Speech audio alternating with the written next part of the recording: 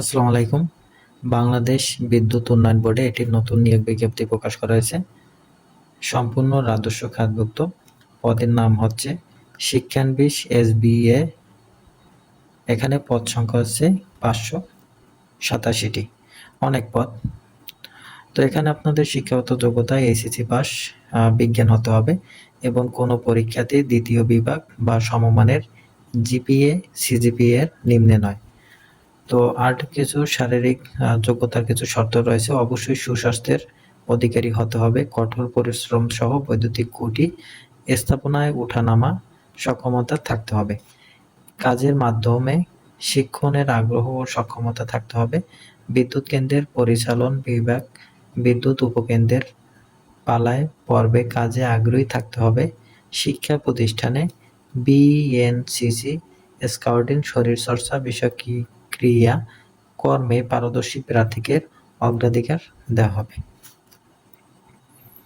এখন আমরা দেখব এখানে আপনারা এটা আবেদন কবে শুরু হবে, কবে শেষ হবে, কিভাবে আপনারা আবেদন করবেন। এই যে এখানে একটা ওয়েবসাইট রয়েছে bpdbstaff.teletalk.com.bd। এই ওয়েবসাইটে যাবেন। এই ওয়েবসাইটে গেলে একটা আবেদনের ফর্ম পাবেন, সেটা পূরণ করবেন। আবেদনটি ইতিমধ্যে শুরু হয়ে গিয়েছে, শেষ হবে 23/8/2026 বিকাল 5টা পর্যন্ত। তো যারা আবেদন করবেন শেষ তারিখের জন্য বসে না থেকে আপনারা আবেদনটি করে নেবেন। তো এখানে আপনাদের পরীক্ষার ফি ধরা হয়েছে 100 এবং টেলিটক চার্জ 12 টাকা।